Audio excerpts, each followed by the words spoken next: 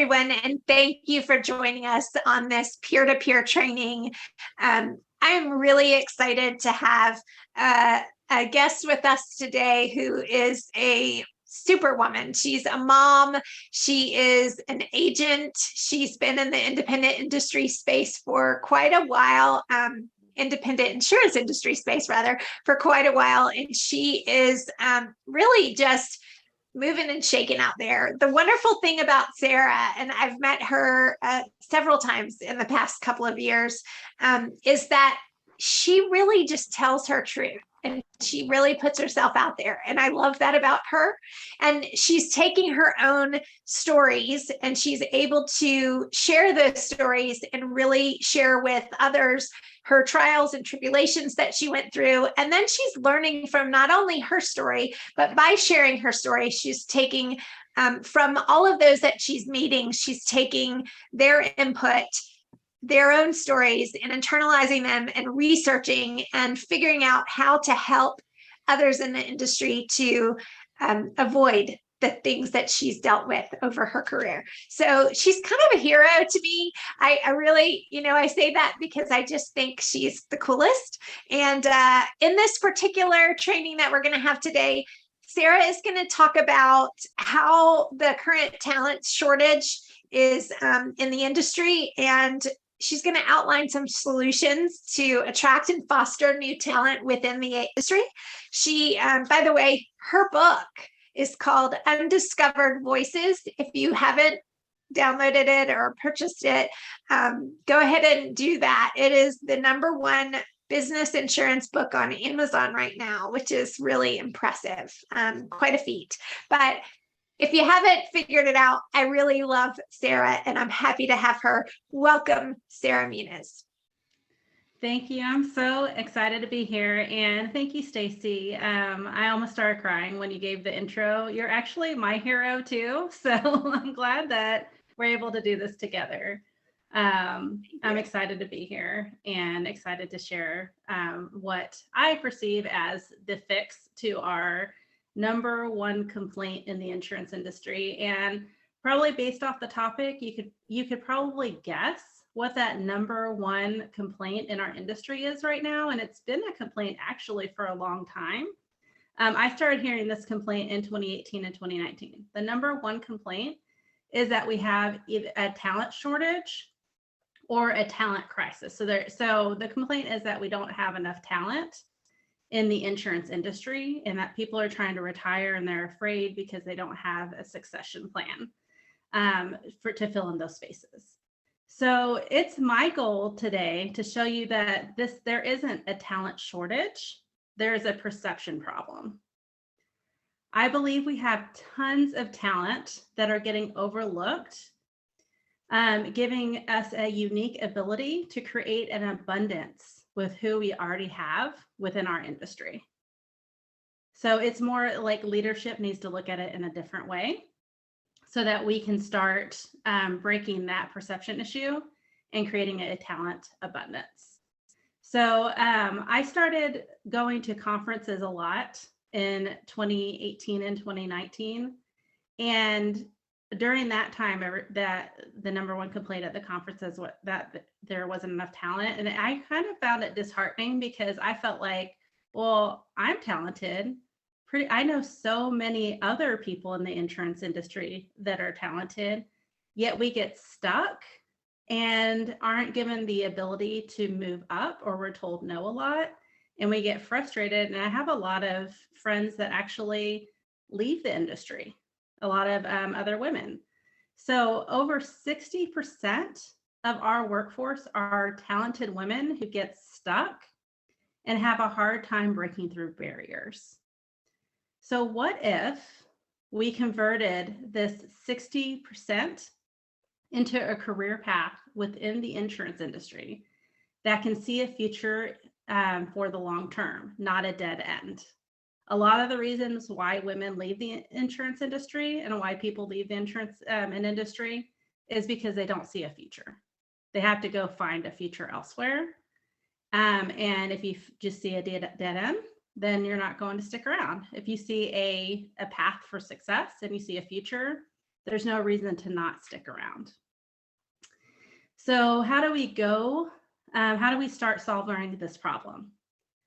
And in my opinion and my research and with talking to other women and also with my own experience, the number one way to solve this problem is to listen. Listen to what your staff is saying. Truly listen. So I'm going to give you an example of what happened, one of the many examples that I have of what happened to me.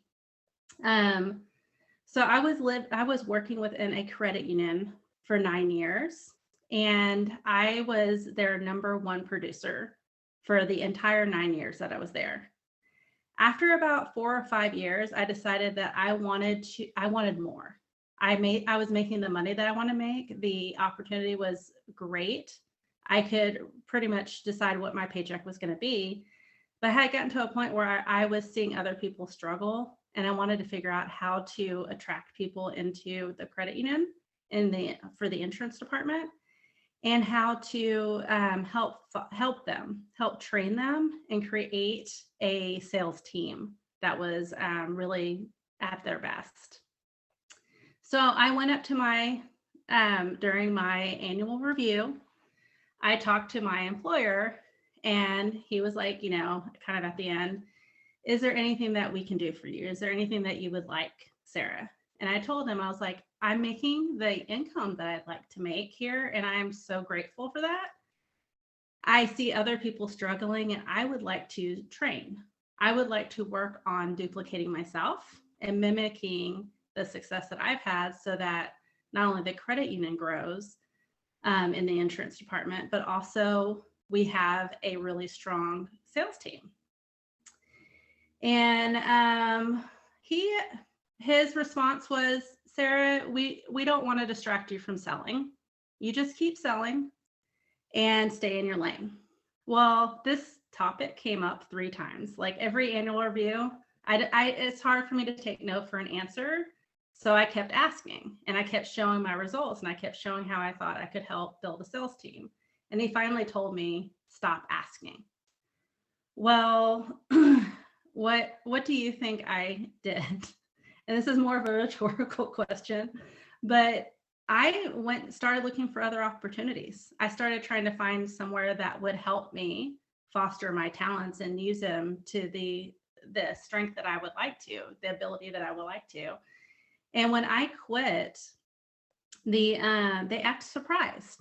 My boss was like, I don't know why you would leave. Like you're our top producer. You're making the most money here. I can't imagine. And I told him, because you didn't listen. Yeah. That makes complete sense to me. Yeah. So let's like flip that scenario. Had he said, yes, let's figure this out together. How can I help you have the skills to train a successful team? How can we build a career path that you see a long-term future here? I would still be there. And not only would I still be there, but I would probably be working on recruiting more staff members and creating a talent abundance within that space. I can tell you that now that same place is struggling in their insurance department, and I left there 6 years ago, but they're struggling, and they're not sure why. Yeah. So I'm not saying so easy and simple are 2 different words. I'm not saying that it's an easy solution. It's a simple solution, and it's like we have 2 ears and 1 mouth for a reason. If we actually are listening with both our ears, keeping our mouth shut, and our hearts, we can really make some drastic changes. The other point I would like to put across there, and a lot of people who have read my book or heard me speak, my daughter wrote my last chapter of the book. And she has watched me struggle within the industry, trying to move up and trying to make a difference. Had she seen me thriving in all of my environments and just loving every minute of it, I think that her opinion of insurance is too hard for women would have changed to, this is an industry that I would like to be a part of. I could have maybe, coached her, my next generation. So that's just an example of how listening is like the first step in solving the problem. And it has to be proactive listening to where we can create a talent abundance rather than a talent shortage. So if nobody gets anything else from this webinar, I would say listening. Like if you could get listening from this, I would say it would be successful. I think you're right on. A dialogue between people to allow people to express what it is that they really see in their careers. What do they want to do? Why do they want to do it? Helping them to feel like they're a part of the solution instead of someone who, just has to take what other people decide. It's key. Making a culture of acceptance and of excitement and of opportunity, and for someone to see that light at the end of the tunnel, and that all of the work and all of the effort and all of the hours are going to be worth it, right? Because you're kind of part of something bigger than yourself. Yes, absolutely. Absolutely. And to that point, what's happening with all the untapped talent we have in our industry? Where are they going? Some are staying in their roles and they're probably beat down and frustrated. Some of the tenured, the majority of the tenured are trying to either create other businesses for themselves, create their own opportunities, or maybe they're even looking for another industry altogether. And the younger talent, they're not looking at us as the best option for them. And it's because for one, we're already deemed as not cool, but then we're doubly not cool if we're not listening to our employees and they're not moving up. And they're seeing their parents in their struggle in the industry. So what does that create? How is this impacting companies and agencies? And what it's doing is what's already happening. Companies are short-staffed. They have frustrated employees, burnt out, overworked staff because they're understaffed. The culture is not great. And the talent shortage, right now it's seen as a crisis, but it could become a disaster. We still have time though. We still have time to reverse and start changing in the right direction as an industry. So it's already impacting companies. So let's reverse that and make this like the cool place to be, where opportunities for everyone, not just one group of people, but for everyone that comes into it, opportunities are, it's up to your imagination. Like they're as awesome as you could see them, and you can always have a path to future here. So how do we start finding all this hidden talent in our industry? So listening was one key step. I would say when listening, what you were saying, Stacey, as far as collaboration, it has to be collaborative dialogue to where you're not just being told, this is the way it is. I don't care what you have to say. It has to be, where do you see yourself? This is where we see you. This is where we see your talents are. Let's figure out where we can meet in the middle, where we're all happy with the result. So open, safe dialogue, communication, truly listening. There's a trickle down effect when it comes to that. So the trickle down effect, like you kind of start from the top down, or you can even start in the middle and work down and then go back up. But what I mean is that, like maybe the management level, they're looking at the service staff, or they're looking at the level below them that are not managers, and they're watching them, they're talking with them, they're listening, and just trying to discover what their personal goals are, what their professional goals are, create data of what their skills are. And skills, sometimes we see skills differently, or we don't really understand what certain skills are. So it could be, does that service person or does that person have great listening skills? That is a huge skill. A great phone voice. Are they great at communicating? Are they empathetic, self-driven, a calming presence, positive, upbeat personality? Can they break down complex concepts and make them digestible for others?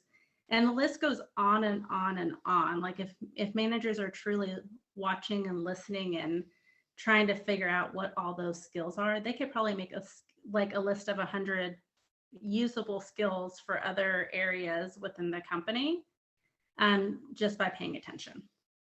So the talent's there. It's just paying attention to who they are. And I would say that pretty much every staff member probably has some very unique, awesome talents. Have you found that there's a specific way that the people that you've talked to, or at least the companies that you've worked with, are asking those questions? Or is it individually? Are they doing kind of company surveys? Are they like, how are they finding out from those individuals what their skill set is beyond what the job is? Because we all know that you might have a skill to do a job, but there's all this other stuff that could contribute to the company that you maybe weren't hired for. But guess what? I do this and this and this, or I have a skill and a talent in something else, especially if it's generational. I think that for sure the younger generation has a lot of talents that can be, applied to our industry for sure. Yeah, no, absolutely. It's allowed Yeah. to. So I would say that the best approach, and what I've seen as the most effective, is the one-on-one. So listening. So I think that we may have minutes. Hey, Sarah, you broke up for just, so I'm going to pause there. Go back to answering that question. I think you froze right after I asked the question. Okay. So one-on-one would be the best approach. And that's the approach that I've seen work the best, because you have to build a relationship with staff members, and allow them to know that you're safe to share, like, what are your frustrations, but also what are your aspirations? What skills, what hidden skills do you have? Like for me, for example, I wanted to create videos, and I think you've seen some of these, Stacy, where I was like at one point creating all these crazy videos because I have this creative side of me that wasn't being fostered. Yes, your megaphone. Love megaphone. It's quite unique. Yes. Yeah. And so it needs to be like a relationship that is fostered and delivered. And maybe it's, let's talk for 10 minutes at coffee, but let's have a recurring coffee date, or let's meet in my office, to where like every time you talk to your manager, it shouldn't be because you're getting in trouble. Like that just creates, and I have to say, like, pretty much every place I've ever worked at, as long as my manager didn't talk to me, I knew that I was okay. But when my manager was calling me, I'm like, oh, I did something wrong. And that should not be the feeling that staff members get. It should be that they feel safe and want to talk to their managers and to their coworkers, and make a collaborative effort to make the company a stronger place and grow within the company. So, what I've seen is the one-on-one approach, and building that trust is what works the best. And it's a slow process. It's not a fast process. And especially since a lot of us women have been burnt in the past by expressing how we think or feel about things. So building that trust with someone is just going to take a little while. It's, long time to build trust, slow time, or not a long time, a short period of time for it to be taken away. So it's really building that trust, and taking that time. And that time will be well worth it when you're discovering that, your staff of 10 is now, able to train another staff of 10, and now you have a staff of 20, and you're the most productive company out there, or you're one of the most productive agencies because of what you're doing within your agency, because you're taking that time, or company taking that time with your employees one-on-one, and they feel important and seen. Yeah. And I think you go back to the listening during those one-on-ones. It's important to make sure that, you know, it's not just lip service, I guess.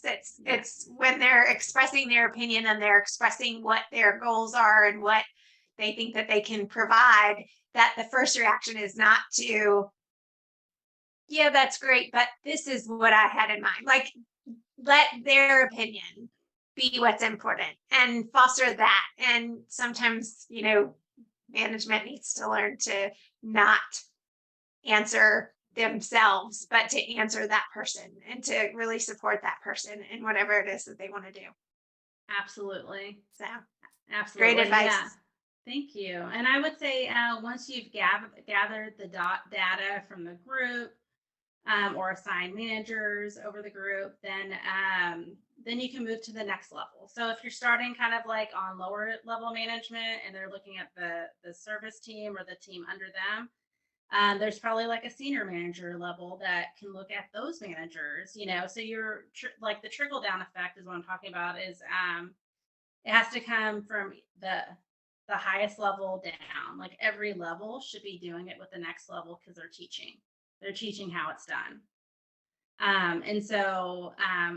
If like the lower level managers are doing it, then the next level needs to do it, and then the CEOs and C suites, they should be doing it for their next levels. However many layers you have, all layers should be doing the same approach.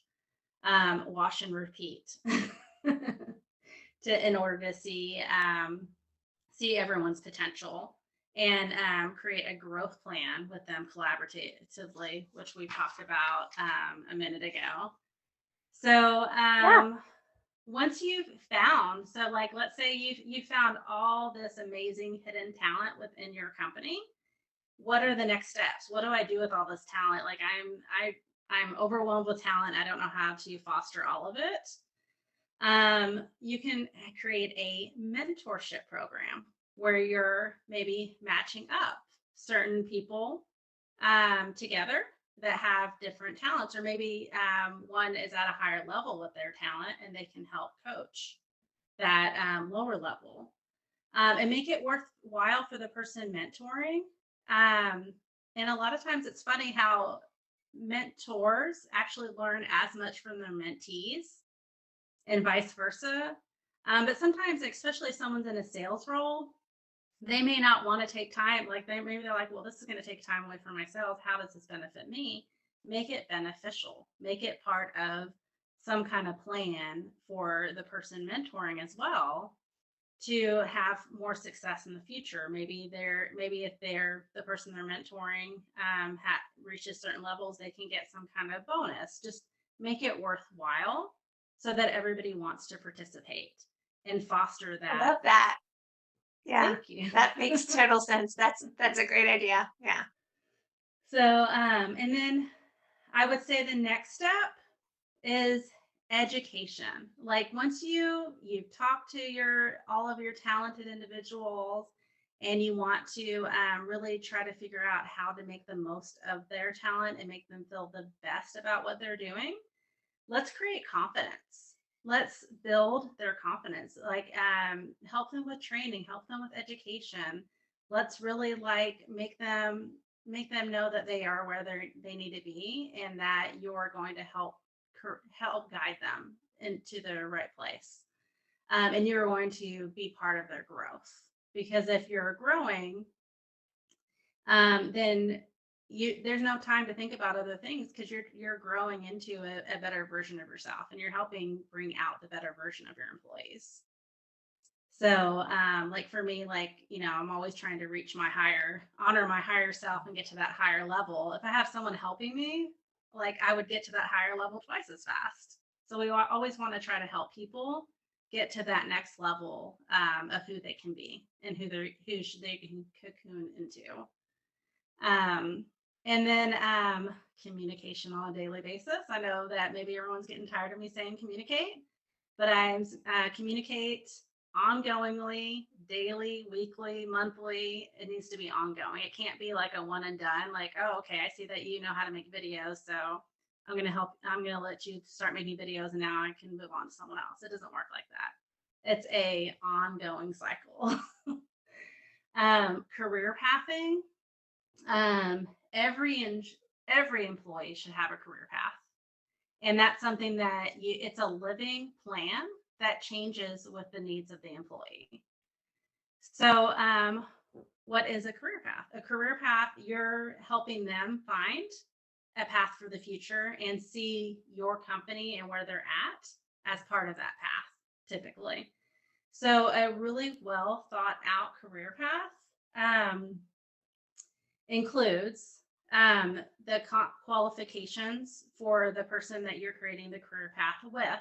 So this is a collaborative effort. You're not doing it for them, you're doing it with the employee.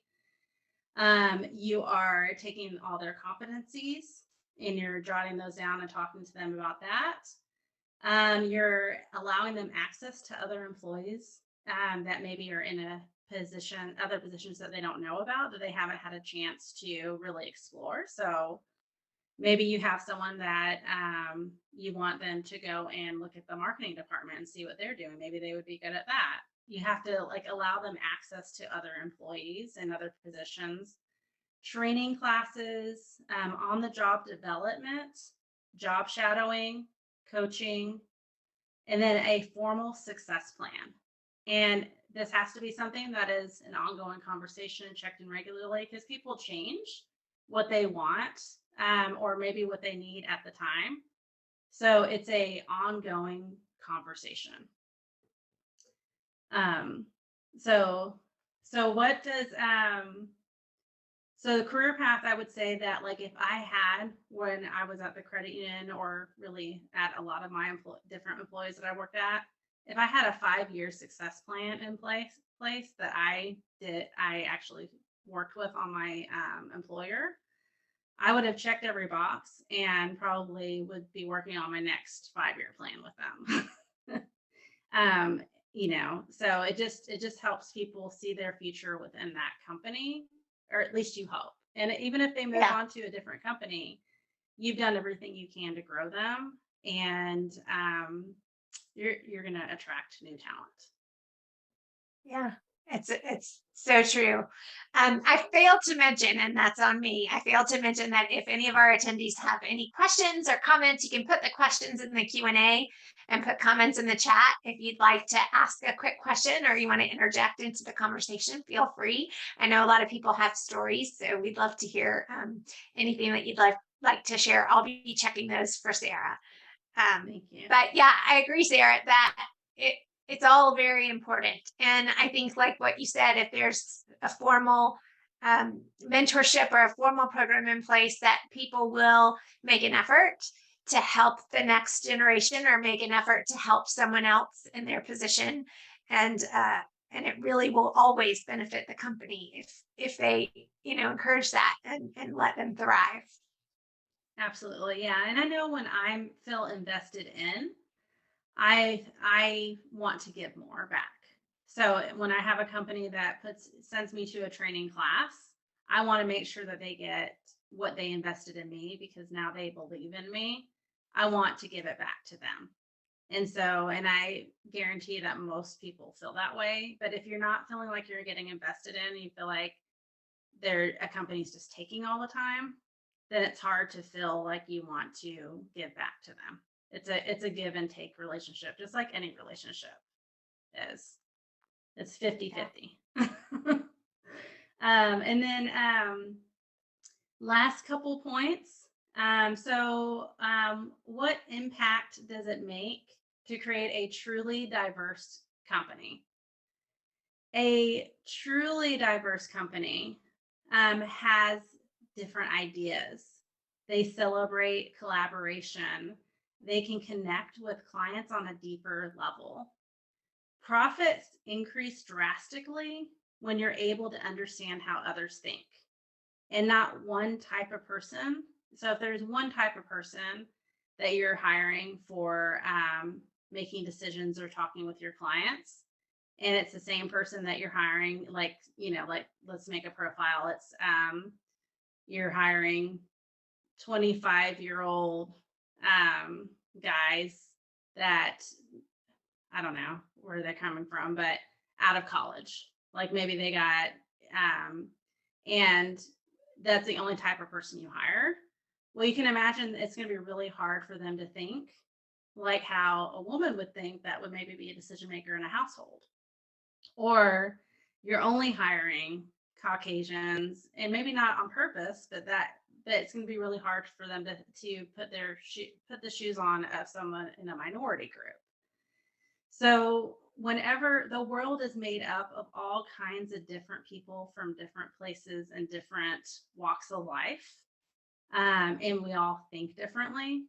So you have to have a diversity of thought within an organization to really make the most out of the organization and give everyone, see them for who they are and give them the same success options as everyone. Whether you're black, blue, yellow, orange, I'm just naming colors at this point, whatever you are. Yeah. You are represented, and someone can think. I truly think that there's gold in that. I mean, you've seen it in the industry, at least I have in the years that I've been in the industry. You've seen people who have interest in particular topics, and then they kind of really niche in on that, especially if they're a producer. They'll niche in and go, I'm really good at this. And it's something that not many other people are good at. So I'm sure that I can sell insurance to the other people like me. And that's really where they hone in. You've seen people that have specialized in flood insurance. You've seen people who specialize in breweries. You've seen people who specialize in farmers and agricultural, and the list goes on and on. So I think that you're right on that, it's always going to be the benefit if you can have people kind of bring their personal selves and their personalities and their talents into what you're trying to accomplish. It's not that they have to ignore all the other things, but Right. that could be kind of what they're really passionate about, and that would fuel them every day because, right, they have interest in that, and it is fueling their excitement about their job. And then, by the way, they account round and sell the other stuff that's not so fun to them or not so exciting, and not just sales, but in any position. I think that that's important for people to kind of be able to share their passion in their work. Absolutely. Absolutely. And it's funny because I've done the research on what happens when you actually create a true diverse company, a truly diverse company. And I don't mean check the box, you have a D&I person there and like you talk about D&I. I'm talking about you're truly creating a diverse, equitable, and inclusive environment. And you're working on it because it's something that has to be worked on a daily basis. Every 1% of true diversity within a company creates 3% more profit. So just a 1% change is a 3% more, which can be huge, depending on the size of the company. So I just thought that was really interesting when I did the research on it, and exciting to see. So, just to kind of summarize before we take questions, I just, in summary, want to tell it, like, if you take nothing else from this, to really see and listen to your staff, discover what they truly offer and how and what you can offer to them, create a plan for success alongside with them. Mentorship, education, shadowing programs, etc. Talents are what drive the success, not outward appearances. And think about what your clients are and mirror your staff to reflect that diversity. So that was the main points I wanted to cover today. I like that. There's a lot of different people that are your clients, and they're not all just like everybody else. So I agree that if you have a very diverse client base, and opposite, if you may not have a very diverse company right now, and therefore your client base might look just like you, but to expand that a little bit and broaden your client base, and really be purposeful about bringing on someone, who is of a different minority group than you, or someone in a different situation. For me, disability is really important for people to look beyond that and bring on people who really understand the needs of those people. So, you just never know what that might do to your agency. Like you said, just increasing it just a little bit, making sure that you focus on those people makes all the difference. If you had any one, I guess, suggestion to companies, what would it be based on everything that we talked about? And to agencies, what would you tell an agent? How do you start, I guess? I would say open your mind. What has worked in the past isn't always going to work in the present and future. And listen, don't talk. Listen, don't talk, and create safe environments for true communication. Great advice. Do we have any questions for Miss Sarah so far? I think we have some quiet attendees today, but I think that you've done a great job. It is a problem in the industry. We all know that. And we know that, you hear about quiet quitting, and you hear about, I know I just read an article this week about women in leadership leaving the industry very quickly. And I think probably, as you know, a lot of that is tied to these very issues. So I think it needs addressing, and it needs, someone who can be the voice for all of these people. And I just love that you're taking all of your efforts and pouring your heart out and trying to help agencies to change, because nothing's going to change in the industry, and they're going to continue to have some talent issues if they don't recognize the issues and make every effort to avoid them and to do something a little different, right? Absolutely. Yeah. And so to that point, like I have had a love-hate relationship with the insurance industry. I've loved a lot of the opportunities that it's afforded me, but I've also not liked the struggles and haven't seen a reason for the struggles. And when I'm talking to others and doing the research and find that it's not just me, it's an industry-wide problem, and definitely something that can be fixable, but it has to be talked about before and recognized as what's causing the problem so that we can fix it.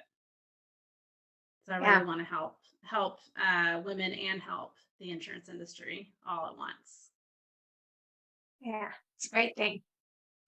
So thank you so much, Sarah. I think that we have had a really interesting discussion today. Of course, this and all of our peer-to-peer trainings are recorded, and we will make sure that this recording is sent out to everyone who subscribes to our list. So if you have not done that so far, be sure to do that. Subscribe to our newsletter, and you'll get all of these sent to you each and every time that we do one. And as well, check out our YouTube channel. And if we can ever be of assistance, reach out directly. Again, I'm Stacy King, which I don't even think I introduced myself. I'm Stacy King with Agent Tarot. And I just really thank everybody for being along on this one. And by all means, thank you, Sara Muniz, for sharing all of your wonderful knowledge and research that you've done. And thanks for making us listen and think a little bit about this topic. It's a very important one. Thank you. And thank everyone for being here. Y'all have a great day.